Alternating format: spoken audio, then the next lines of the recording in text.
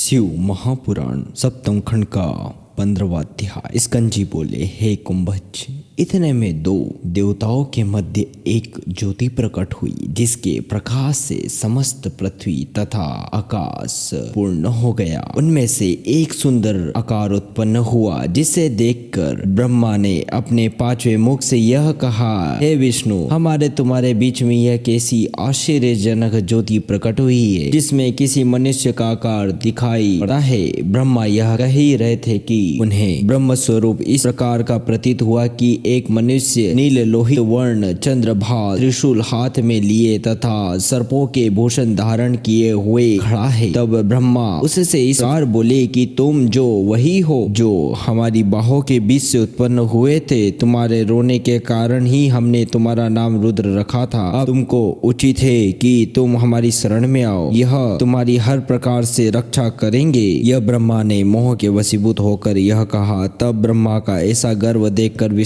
शिव जी ने महाक्रोध किया तथा ऐसे एक मनुष्य को उत्पन्न किया जो भक्तों को आनंद करने वाला, शत्रुओं के लिए अत्यंत भयंकर था। उसके मस्तक पर चंद्रमा था, तीनों नेत्र लाल थे तथा शरीर में सर्प लिपटे हुए थे। इस प्रकार उन्होंने हर प्रकार अपने समान ही अपनी लीला के लिए उसे प्रकट किया था। तब उस उत्पन्न हुए मनुष्य ने हाथ जोड़कर शिव जी से यह निवेदन किया कि हे शिव जी, अब आप मेरा नाम रख दीजिए तथा मुझे आज्ञा दीजिए तथा मुझे यह बताइए कि अब मैं क्या करूं। यह सुनकर शिव जी बोले, तुम काल के ही समान प्रतीत होते हो, इसलिए तुम्हारा नाम कालराज होगा तथा तुम विश्व के भरण की शक्ति रखते हो, इसलिए तुम्हारा नाम भैरव भी होगा। तुमसे काल भी भयभीत होगा, इसलिए तुम्हारा नाम काल भैरव भी है। तुम गणों के दुखों को दूर करने वालों हो, इसलिए लोग तुम्हें अमराधिक कहकर भी पुकारेंगे। तुम भक्तों के पापों का भक्षण करोगे, इसलिए तुम्हारा नाम पाप भक्षण भी होगा।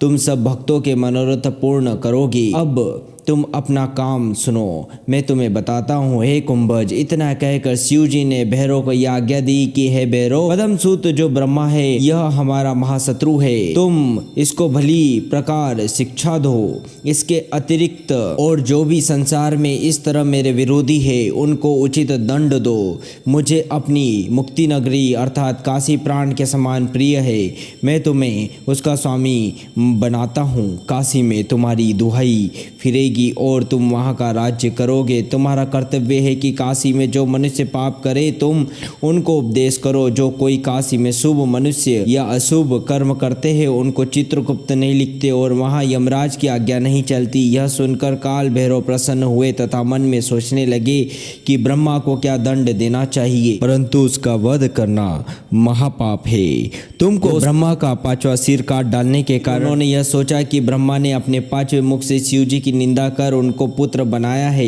इसलिए मेरे विचार से तो यही उचित है कि अब मैं उनका पांचवा सिर काट डालूं। यह सोचकर भैरव अत्यंत क्रोधित हुए और उनका स्वरूप महाभयानक हो गया। फिर उन्होंने अपनी बाई उंगली के नख से ब्रह्मा का पांचवा मुख काट लिया। उस समय चारों ओर हाहाकार मच गया। देवता एवं मुनि आदि सब भयभीत होकर कांपने लगे। विष्णु जी भी यह देखकर हाथ जोड़कर स्तुति करने लगे। ब्रह्मा जी भी अपनी यह दशा देखकर महादुखी हुए। वे सतरूपी का जप करने लगे तथा शिव जी की शरण में गए।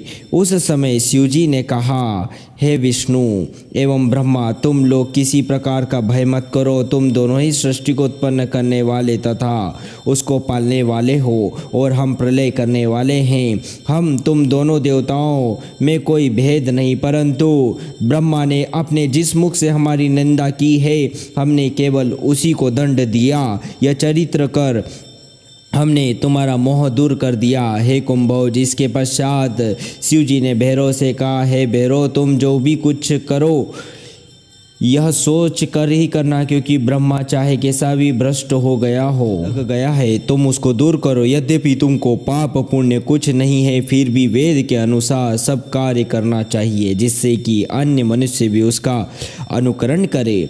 तुम ब्रह्मा के सिर को हाथ में लिए भिक्षाटन करते हुए सब लोगों की परिक्रमा करो। शिव जी ने इतना कहकर एक स्त्री की जिसका आकार बहुत ही बड़ा था। उसका नाम उन्होंने ब्रह्म हत्या रखा। वह महाभयंकर थी। उसका रूप भय प्रदान करने वाला था। उसका शरीर रक्तमय था तथा वह रक्त रूपी वस्त्र पहने थी और सब शरीर में रुधिर लगाए हुए थी। वह आकाश तक सिर उठाए हाथ में खप्पर लिए हुए थी जिसे रक्तपान करती थी। उस प्रलय काल के मेघ के समान महाभयंकर ब्रह्म हत्या को शिवजी ने प्रकट करके उससे कहा कि काशी तुम्हारी नगरी है। वहाँ जब तक भैरव लौट कर ना आवे तब तक इनको न छेड़ना और ना ही इन्हें छोड़ना, चाहे कोई करोड़ों उपाय करे। काशी के अतिरिक्त तुम्हारी तीनों लोकों में गति होगी। शिवजी यह कहकर अंतर्धान हो गए। तब भैरव भी शिवजी की आज्ञा स्वीकार कर ब्रह्मा का सिर लगाए लिए हुए भिक्षाटन करते रहे। वह उच्च स्वर से सबको अपने पापों के विषय में बताते थे।